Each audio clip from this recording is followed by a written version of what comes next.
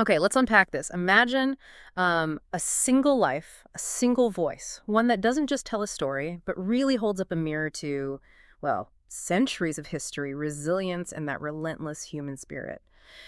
Today, we're doing a deep dive into a really powerful piece of literature. Lawrence Hill's acclaimed novel, The Book of Negroes, which you might also know as Someone Knows My Name, particularly in the U.S. Right. And our mission here, our focus for this deep dive, Mhm. is really to pull out the most important nuggets of knowledge and insight from a specific, compelling review of this novel. Okay.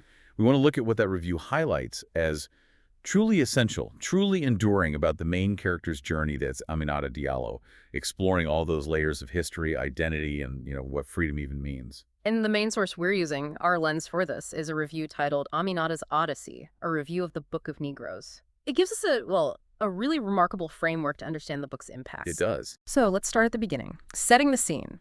We first meet Aminata Diallo as this vibrant young girl. She's in Bago, West Africa. Her childhood seems rich, innocent. But then her life just takes this absolutely harrowing turn. Brutal enslavement just tears her away from everything she's ever known. Yeah, and the review really emphasizes that word harrowing, but it also consistently frames her story as um, ultimately triumphant. Triumphant despite everything. Exactly. It's a narrative that the review says is defined by these profound themes: resilience, obviously, the search for identity, Yeah. and just that enduring human spirit. It shines through the horror of enslavement, her fight for freedom, and even her eventual courageous return to Africa. Wow. And one of the novel's big strengths, according to the review, is its incredible historical detail. Meticulous is the word they use. And crucially, its unflinching portrayal of the transatlantic slave trade. It doesn't look away. Right.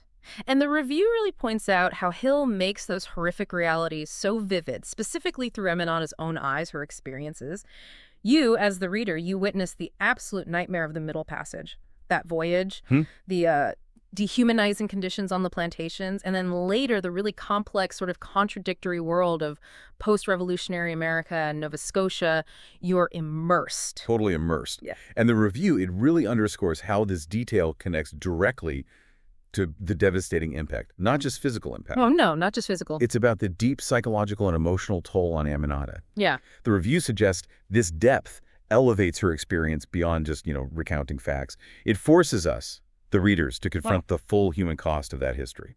And despite all this, all the atrocities, Aminata herself is just, well, the review calls her an incredibly compelling protagonist. Yeah. It credits her intelligence, her really sharp observational skills, and this unwavering determination, not just to survive, but crucially to reclaim her name, herself. Those are the qualities that make her stick with you. That's exactly what the review highlights. These aren't just like admirable personality traits. They are functional tools. They empower her, give her agency to navigate just imaginable adversity in a world really designed to strip her of that very agency. It makes her survival story so powerful. Okay, and speaking of tools for survival, agency.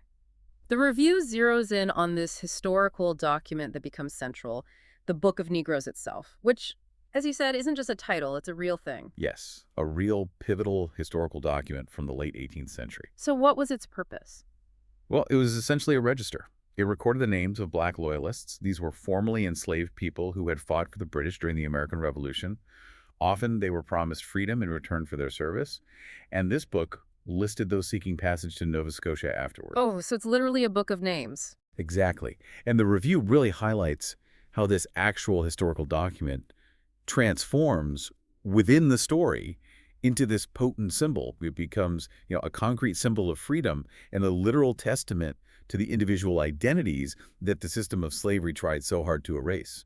It's a reclaiming. A powerful reclaiming. And Aminata herself, she plays a huge role in actually creating this register, right? Using her literacy, her amazing memory. That's right. She becomes instrumental. The review points out she's not just a passive witness to history unfolding around her.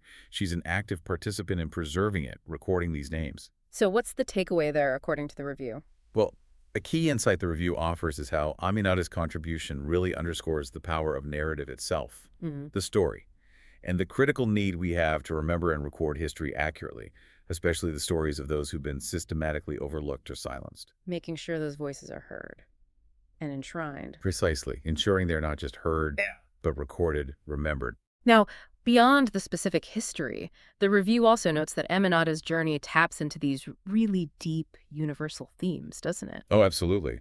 Things like the fundamental human need for belonging, the search for a place to call home, and maybe most profoundly, exploring the very meaning of freedom itself. These are things that resonate with almost anyone, regardless of background. Yeah, that search for home. And the review explains it's not just a geographical journey for Aminata, though it is that too, obviously. It's also an internal odyssey.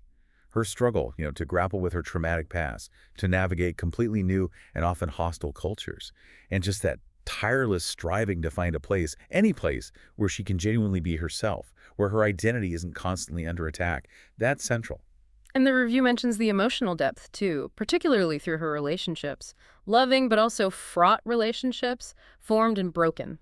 Formed and broken amidst all that chaos and adversity. The review emphasizes how these connections really highlight the human bonds that can sustain us, even in the absolute darkest times. It adds another layer of resonance. So ultimately, how does the review sum up the book's impact? It concludes that the Book of Negroes stands as this powerful, really powerful testament to human endurance and the unwavering fight for basic human dignity. It's impactful. It leaves a lasting impression. And it praises Lawrence Hill's writing specifically. Yes, his craftsmanship is highlighted. The review notes how his thorough research just blends seamlessly with masterful storytelling. He creates a narrative that manages to be both deeply educational, teaching you about this history, but also incredibly personal and moving. The reviewer clearly thought that was quite a feat. That balance is hard to strike. It really is. And the review talks about the lasting effect on the reader. It says this is a book that will stay with you long after you turn the final page. It prompts deep reflection, on history, on justice, on the enduring, complicated legacy of slavery. It's recommended, strongly, for anyone seeking a reading experience that's rich, challenging, but also, importantly, ultimately hopeful. Okay, so summing up our deep dive into this review of the Book of Negroes, what's the main takeaway? For me, it really highlights the incredible power of just one individual story, like Aminata's, to illuminate these huge historical truths, and at the same time, to resonate with such universal human experiences. It's a potent reminder, isn't it? History isn't just dates and events, it's people, their Right. journeys. Absolutely.